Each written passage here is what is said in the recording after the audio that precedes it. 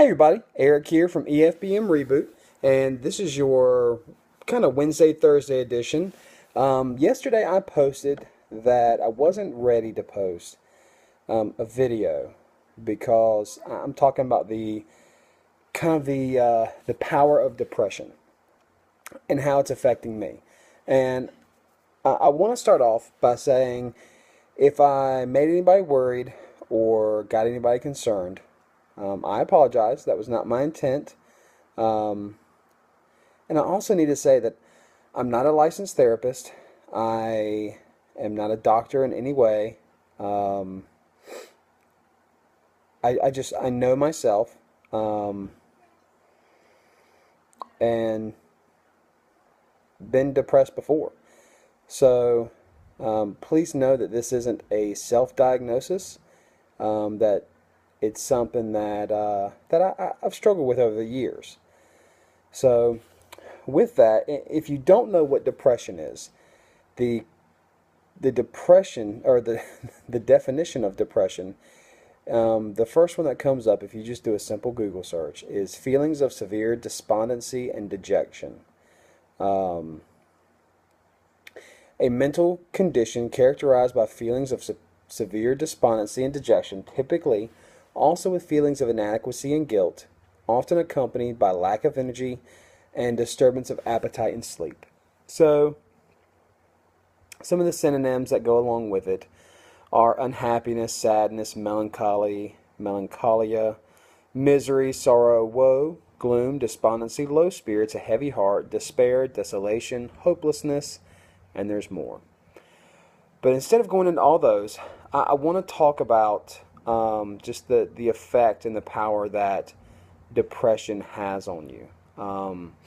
Granted, I do not have severe despondency or have feelings of severe dejection, but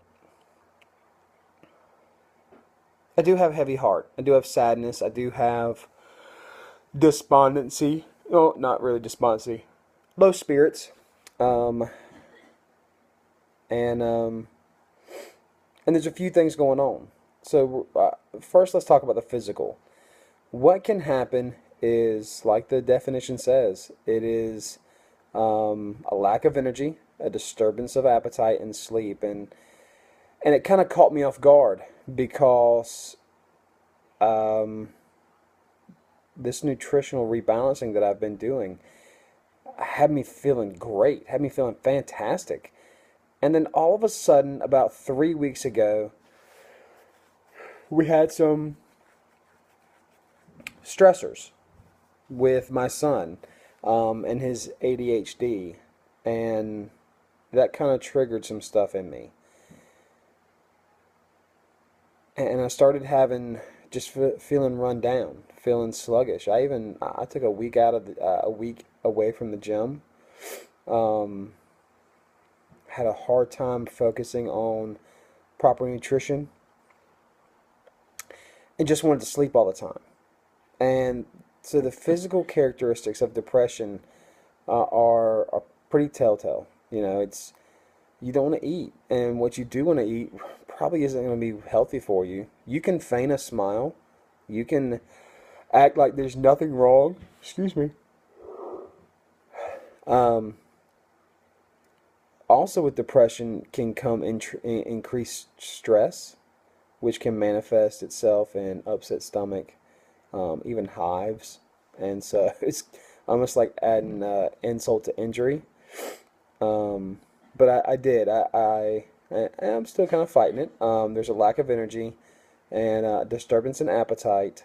But I can say that aside from my yawning, which I think has become like a conditioned response, I just want to sleep. So, um, again, this video is not done to be like a woe is me, and it's also not done to treat what you may be going through. But here's some ways that I kind of fight against my depression. I try to maintain a routine. I try to keep a schedule.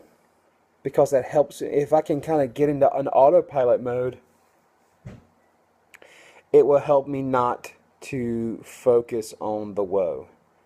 It will help me to not feel um, trapped by kind of the feelings of failure. Um, and so I like the routine because it helps me to kind of get an autopilot to where I can check little boxes off saying, you know what? In spite of everything, I was able to do this, this, and this. In spite of everything, I was able to do my best when I didn't really feel like I had it in me to do. Some of the science behind depression is on a chemical level. It's a chemical imbalance in the neurotransmitters. Medication can help with that. Talking with someone, getting back into a schedule. And there's a whole list of things out there that you can take. Zoloft, Lexapro, Celexa, Wellbutrin, Abilify. The list goes on. But here's the main thing. As I yawn. While this video isn't being done to treat you or anybody else, and it's not done to be a woe is me kind of thing, it is being done because we all struggle at some point or another. I have a friend of mine. She's my BB. She's my baptism buddy. She's my little sister in the faith. And she recently started posting a lot about her postpartum depression and how she struggled with that, and how sharing that has been really scary for her. You need to know that you're not alone. You need to know that, especially when it comes to fitness and nutrition, if you go cold turkey removing a bunch of stuff from your diet, you can actually go into a form of depression. Removing carbs especially, you can go into a carb deficit induced depression. I know it sounds kind of crazy, but you can. And so I want you to know and understand that, one, you don't have to be ashamed if you feel depressed. You don't. You don't have to be scared to seek out help or treatment, because I would greatly encourage you to do that. I was raised that you didn't really talk about your feelings.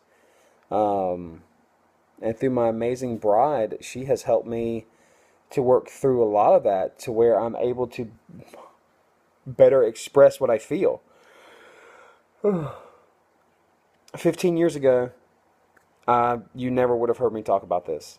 You never would have heard me mention this, that I was depressed.